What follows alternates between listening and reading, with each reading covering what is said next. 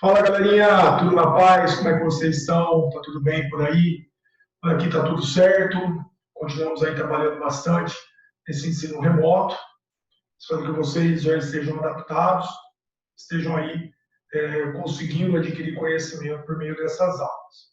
Tenho certeza que, do ponto de vista do conteúdo, tudo que nós falaríamos na sala de aula está aí nos vídeos, né? E você tem a oportunidade, caso tiver com alguma outra dúvida, ou me mandar pelo chat, ou então também me mandar, ou então rever as aulas, né? Acho que esse é um fator positivo. Bom, eu postei na quarta-feira a nossa atividade, a nossa prova aí, que vai valer para P1 e para P2, tanto de filosofia como de sociologia. E eu aconselho a vocês darem uma olhada nos vídeos novamente, caso vocês tenham dúvidas. Eu, obviamente, não vou poder ajudar a responder, porque não seria correto da minha parte. Mas eu escolhi como tema da prova aquela que seria a mesma matéria da prova que nós faríamos. Só que a gente acabou desistindo da prova porque a gente tinha uma prova feita ainda no presencial. Então, eu acabei escolhendo para filosofia, liberdade política e Marx, na verdade é Hegel e Marx, e na verdade a prova está falando sobre esse assunto, pensamento da dialética para Hegel, pensamento da dialética para Marx. Tá? Nada muito complicado. E na parte de sociologia, eu também mantive 29 e 30, Estado e governo, e a prova está bem conceitual, ela está bem no plano das definições, das formas de governo, os tipos de monarquia, os tipos de república, funcionamento do federalismo e algumas características desse desenvolvimento político no Brasil. Tá? Eu acredito que não tem aí grandes dificuldades. De quarta até sexta, vocês têm aí praticamente 10 dias para resolver a prova. Beleza? Tem até as 11h59 do dia 3 de julho, tá? Um pouquinho antes daí da gente entrar em férias. Beleza? Bom, na aula de hoje, o que eu vou fazer? Eu vou continuar a aula de filosofia que nós tivemos há praticamente 2 semanas. E naquela aula eu comecei a falar sobre o Habermas, a teoria da ação comunicativa. Se você sentir alguma dificuldade sobre esse conteúdo, eu aconselho você o seguinte: primeiro, anota e me manda as perguntas aqui pelo Classroom. Estou todo à disposição de vocês para ajudar a resolução disso. Ou você também pode, se for o caso, rever o vídeo anterior das aulas 33 e 34, para que você retome. Em todo caso, o que eu fiz? Eu retomei, eu começo retomando alguns conceitos que são importantes no Habermas, para que a gente avance com o conteúdo. Tá bom? E no final, eu vou fazer os exercícios dessa aula. Então, vamos lá. Deixa eu me posicionar aqui no canto. Está aí, aulas 34, 33 e 34, Liberdade e Linguagem do Habermas, parte 2. Então, vamos ver aqui. Ó. Na última aula, eu fiz um apanhado, né, das questões do uso da razão ao longo do tempo. Falei lá do Platão, do Descartes, depois da razão instrumental, que já marca ali o período da Escola de Frankfurt. Lembrando que o nosso querido Habermas, esse senhorzinho aqui, ele está vivo, ele nasceu em 29, tá? Ele é alemão, ele fez parte da Escola de Frankfurt, aquela que foi perseguida na época do nazismo, mas o Habermas era criança, ainda naquela época, né? Então ele não teve uma experiência de perseguição como tiveram outros, como foi o caso do Adorno, do Horkheimer. Tá? E ele foi aluno e assistente do Adorno. Beleza? Ele vai acabar fazendo uma discussão muito interessante sobre as consequências da razão instrumental. Só lembrando a vocês, a razão instrumental é tornar a nossa capacidade racional um instrumento de dominação. Então, quer dizer que eu passo a usar do meu conhecimento, da minha capacidade racional para dominar a natureza, para dominar as outras pessoas, para criar um sistema totalmente de dominação. Tá? Então, olha que interessante. Ele vai começar analisando o que ele chama de paradigma da produção e paradigma da comunicação. Tá? O que é o paradigma da produção? É o que nós vivemos enquanto organização econômica. Então, é a produção econômica que nós temos. Como se relaciona à produção econômica industrial, a produção econômica agrícola e também a produção que existe dentro das empresas, tá? Como um todo. Só que ele vai falar que existe também um paradigma de comunicação. Paradigma é modelo, tá? Então, modelo de produção, modelo de comunicação. E esse modelo de comunicação, ele está relacionado, galera, à possibilidade de nós nos reinventarmos dentro de uma sociedade a partir do quê? A partir da nossa capacidade comunicativa, através do nosso falar e do nosso agir. Esse é o grande ponto da discussão. Então, ele vai tentar fazer com que a humanidade saia desse modelo de dominação, de produção, e entre no modelo de comunicação. Ele acha que a saída da humanidade deixar de ser controlada por formas econômicas, formas políticas, formas culturais, é a nossa capacidade de diálogo. E aí, naquele momento, eu falei para vocês sobre dois conceitos muito importantes em Habermas, que são sistema e mundo de vida. O que é o sistema? É o universo do nosso trabalho, que está relacionado ao paradigma da produção. Tá? É onde está a razão instrumental, onde se usa a capacidade racional como uma forma de dominação. Tá? O mundo da vida é o mundo da interação.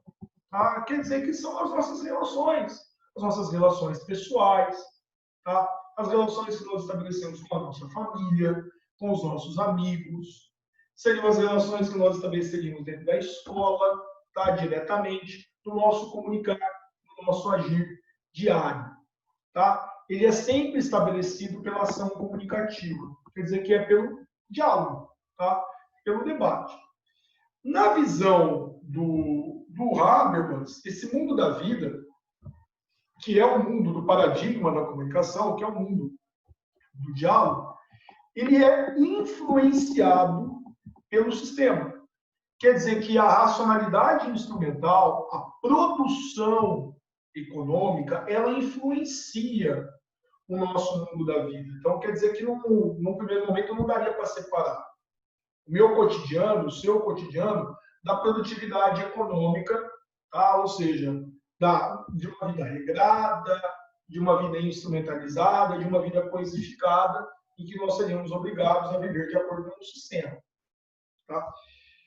E é importante entender que essa noção de razão instrumental, ela, embora esteja hoje aqui, a gente tratando ela dentro de um sistema que é capitalista, a gente tem que pensar que ela também foi utilizada para dominação no stalinismo, que foi uma interpretação da teoria marxista. Tá? Então, só para a gente perceber que isso não é exclusivo do sistema capitalista, que hoje o que nós temos de predomínio é o sistema capitalista. Só que o que ele vai pensar? Embora haja uma influência do sistema no mundo da vida, ele vai dizer que não é uma dominação. Quer dizer que nós conseguiríamos superar toda essa dominação do sistema se nós conseguíssemos valorizar a nossa capacidade de debate, a nossa capacidade de troca de ideias, ou seja, a nossa razão comunicativa. Tá? E ele vai dizer, por exemplo, né, dois fatores que seriam interessantes nisso, nós temos revalorizarmos a importância da ciência. Por quê? De uma ciência que dialogue diretamente com a comunidade, que ela possa ter uma divulgação muito clara, muito fácil para a comunidade, que a ciência deixe de ser uma forma de dominação e ela passe a ser uma forma de produção de um conhecimento pedagógico, didático, para que todos tenham acesso. Quer dizer que os cientistas, os acadêmicos não poderiam se fechar dentro dos seus espaços universitários e laboratórios, eles deveriam se abrir à comunidade e divulgar os seus trabalhos com uma linguagem, inclusive, mais acessível.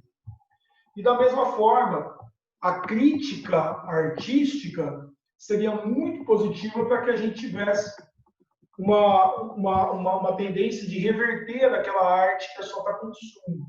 A gente passaria a ter uma arte que poderia ser libertária. Então, eu tenho que olhar a arte não só como uma coisa que eu vou consumir, mas algo que possa promover em mim, por exemplo, esclarecimento, conhecimento, um engajamento nas causas sociais e assim por diante.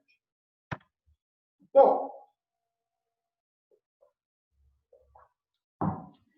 o Habermas ele faz uma crítica aos grandes filósofos do passado, como, por exemplo, Descartes, que é esse sujeito que vocês estão vendo aqui, de olhar para a produção do conhecimento como algo de um sujeito único, fechado, um sujeito que não dialoga com o mundo, que não dialoga com as coisas, tá? Como era no caso do Descartes, que se fechou dentro de um espaço para a criação do conhecimento seguro, do conhecimento que seria uma verdade sólida. O Habermas ele vai na contramão desses caras que acreditavam que o conhecimento ele era uma coisa individual. O Habermas, quando a gente vai construir o conhecimento, a gente precisa da comunicação. Tá? Quer dizer que a gente precisa de pessoas que estejam inteiradas umas com as outras. Tá? Para que esse conhecimento seja construído, de uma maneira interpessoal, de uma maneira coletiva. Dessa maneira, o Habermas pensa que nós poderíamos nos afastar de uma alienação, a gente poderia se afastar de uma dominação existente numa sociedade, de um desvio de conduta. Tá? Então, ele sempre vai se pautar na ideia de uma construção coletiva do conhecimento. E aí, entra no ponto que me parece bem interessante, que o Habermas vai falar numa tal de esfera pública livre. Tá? O que é uma esfera pública livre? Para Habermas, onde prevalece a razão instrumental, onde a razão é usada como dominação, nós não temos uma esfera pública livre. Tá? A esfera pública ela pode ser, por exemplo, os espaços de debate. Esses espaços de debate podem ser desde o espaço dos poderes, tá? A Praça dos Três Poderes, por exemplo, como ele pode ser também algum tipo de organização, como um sindicato, como um instituto, onde as pessoas podem debater. Na visão do Habermas, a pergunta que ele faz para nós, para exatamente este contexto que nós vivemos, é se a democracia que nós vivemos, ela pode cumprir esse papel de uma esfera pública livre. Tá? Quer dizer que, será que as pessoas, de fato, elas decidem sobre os seus rumos, elas decidem sobre as leis que vão determinar a sua vida dentro da sociedade atual? Será que essa esfera pública é livre a ponto de todos nós podermos participar diretamente do processo de construção da nossa vida social, política, econômica, interrogação? Lembrando que esse modelo de participação, ele foi muito importante da Revolução Francesa para frente. Quer dizer que lá na época que os franceses revolucionaram a sociedade, criaram uma nova, teoricamente uma nova sociedade, né, com direitos e tal.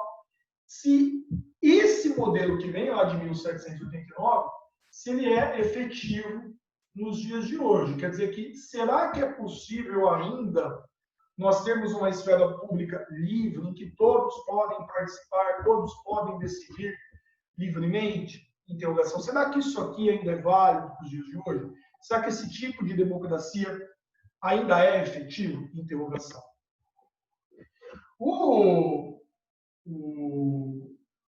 Habermas acredita que não. Tá? Já respondendo aí para você, ele vai dizer que não. Por quê? Porque a sociedade que nós vivemos hoje, as pessoas que participam, antes elas eram pessoas partícipes do processo de construção de todo o processo político, econômico e cultural. Só que agora o que vai acontecer? Essas pessoas vão deixar de ser vão deixar de participar ativamente do processo. Tá? E a gente vai ver o porquê que acontece. Tá bom? Eu mostro para vocês isso no próximo vídeo.